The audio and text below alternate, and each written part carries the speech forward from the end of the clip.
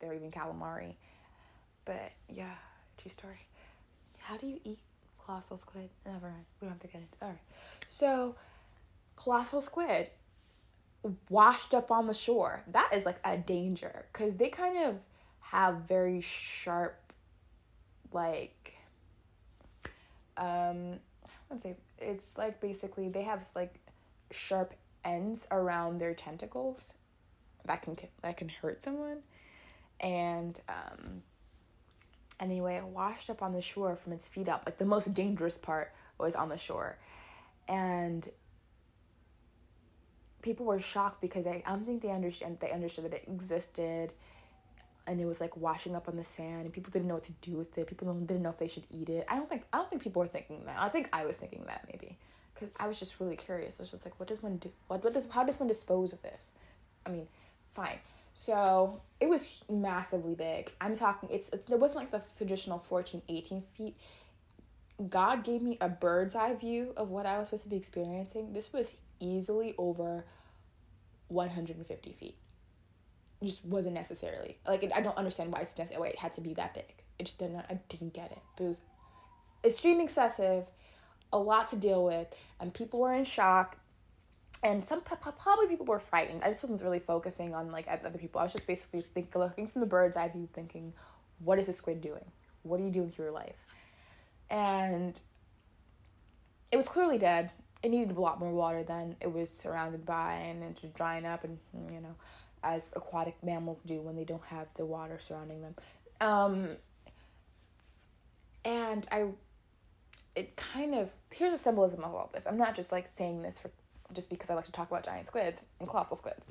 I believe that everything that has been hidden for so long will finally come to the light. Because squids like this aren't really like lurk by the shore because there's no reason for them to. They consume like large amounts of like food and everything, and they probably don't want to have encounters with humans because humans can be reckless. And these usually lurk within like the very depths of the sea, like the depths of the sea. This, that like I believe like the percentage of what we know about the ocean is about like 3%, something very small and minuscule, and then the rest is just like a question mark. And those squids exist in the question mark of the ocean we haven't discovered, and it washed up on our end, and it was a curious sight to see. Where just like people were beginning to register that people understand that there are things that they don't know, but they find so much comfort in the things that they do know that they kind of get over it. But this squid was just like it I feel like it really took people aback because it was just it was so rare and unheard of, and it kind of was a bit fearful. It made people a tad bit fearful. And that's what we're going to see. We're going to see things from figures, from countries, from like moguls that we actually thought were benign and like benevolent and everything.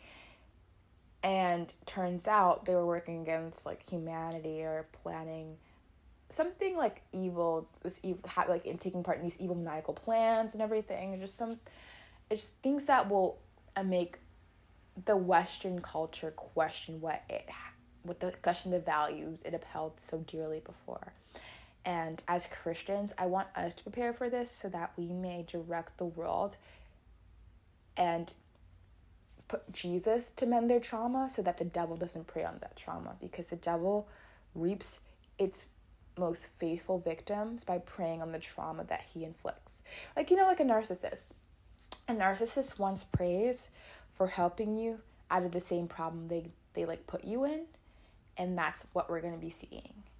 Like all these narcissistic figures, politically speaking, where they're going to inflict some sort of damage to the country and attempt to save us from that damage when they're the ones who were involved with it in the first place. And I'm not just talking about like a president or anything. Like I believe the current president of America is doomed. Absolutely doomed. He shouldn't have said what he said about God. Here's the thing. I believe that he had a chance. He was like attacking everybody. He was attacking black people, the poor white people. He was attacking like most minority groups and immigrants, and just attacking everybody he felt like because he always kind of wanted to kind of feel like he had like the upper hand. And it's all like a power struggle to him, and he kind of wanted to feel like he had the upper hand. I was like, you know what? That's between you and God. I believe that God can save. I believe we can pray for you. But then, Lord, whew, he had the nerve to say this on camera as well. Like, when you say it in private, you're in trouble. But when you like pronounce it, you're heading for judgment. He had the nerve to say that I am the chosen one, like I am the Messiah. And I was just like, you're trying to tell my boss, my God, that you were of any semblance like his son, and insulting Jesus like that? You're going to have to answer for that. And that's when I knew Judgement was truly going to come to America and stick. Like, before, we were able to have revivals from the church, like real revivals from the church, not like the aesthetically pleasing ones that you see on Instagram, like the real ones, and pray for like a few decades of delay for the judgment of America. But this is different, and I know it's different because I feel like birthing pains in my sleep. Like, the spiritual world is basically the world that we are unable to completely experience and be distracted from in our waking state. Usually, if God is in our hearts, God will only allow us to see into that spiritual world when he wants to prove a point and everything, or when he wants to reveal something to us. But then when we're dreaming, we're exposed to that world differently, and some people have a deeper exposure to the weird in their dreams than other people. I've grown up experiencing the weird in my dreams, and now that I begin to understand that it's more of a spiritual experience and just like my brain coming up with like these weird imaginations, I understand the significance of a lot of my dreams. Now I want to end whatever we're coming to with this scriptural verse that God has encouraged me to include. This is from one of our gospel books, Luke, chapter 17, verses 30 to 32. And this has everything to do with basically what I've been describing to you for the past how many series of 10 minutes that I've been talking. So, even thus shall it be in the days when the Son of Man is revealed. In that day, he which shall be upon the housetop, all right, and his stuff in the house, let him not come down to take it away, and he that is in the field, let him likewise not return back. Remember Lot's wife, Whosoever shall seek to save his life shall lose it, and whosoever shall lose his life shall preserve it. We're going to say that one more time so we can emphasize the parts and go into the point that I'm trying to outline. Even thus shall it be in the day when the Son of Man is revealed. In that day he shall be upon the housetop.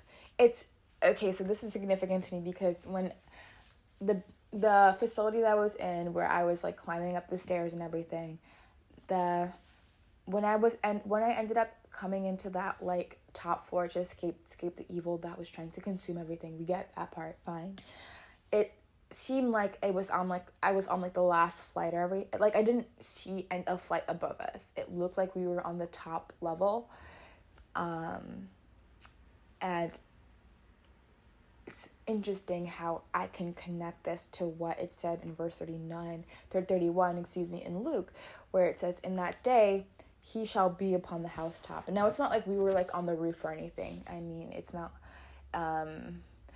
but it was close enough, in my opinion, where it made me realize that I couldn't go whatever I left down in that lower level, I had to completely leave it behind. I had to take whatever was on my person and run incredibly and vigorously fast. I had to flee. That's what it means. I had to flee from whatever was happening on the lower levels. And I couldn't even look back. There was just no time to look back. I couldn't even look to the like right or left of me. I had to keep climbing up because I wouldn't dare miss an opportunity to survive. You know, it's crazy how my survival instincts were so heightened within like a dream, but it was, and it usually is. And it was interesting and a bit sad because as the house was being consumed, there were people on the outside who were trying to come into it, but as they were trying to come in, the house was basically sort of dying. There's no other way I could say it. America's dying. It just is. And it's the people on the outside, in my opinion, represent the immigrants who are still trying to come in, and I believe they're trying to seek refuge and asylum from the strife that are in their current countries. And they don't and it's unfortunate because they're fleeing into a dying country. And that's what really that I just made that connection right now. That's really powerful. Like they're fleeing into like a dying country, and there's nothing here for them in America. And America will also be judged for that because of that deception that they have. Like they pull like the wool over everybody's eyes, and it's all about like optics and like image for America. And they've presented themselves as so successful that people can't help but want to come here, and they are wrong because they have deceived so many and they have ruined so many people's lives. Where instead of people fleeing to other areas within Central America or other areas of like the globe, they consider America a solution when it won't be. And America's wrong for that. And I'm sorry for any lives that America has ruined. I'm apologizing as a citizen, like a citizen of America on paper at least. I'm a citizen and everything, but I don't really identify with America and not everything that it does. I apologize on behalf of America for all the wrong it has done to everybody else, to keep itself afloat. It will receive its judgment, and it's overdue, and I apologize to everyone, and all the lives it has ruined.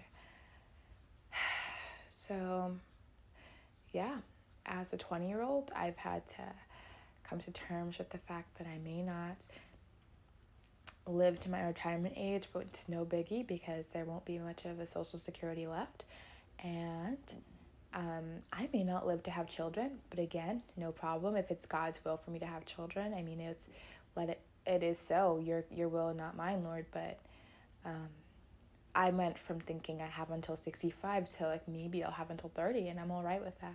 The world is filthy. There's nothing to cling on to here. There's nothing to cleave on to here except for the book of the Bible. And when that's taken away from me, I mean, what's left except for what I have in my heart, and then waiting for my Messiah to intervene, as he always does. So thank you so much for taking time to like listen to me and the Lord who has revealed a message for me to reveal. So that's what I want to say. And have a blessed journey, church. I pray that the Lord covers you, and whenever the fear of this starts to sink in terms of the pestilence, I want you to look to Psalm 91. All right. I will be posting some materials in the description below. To what degree it will be like a matter of like what God wants me to add, but look for things in the description box below. Have a blessed one. Thank you. Amen.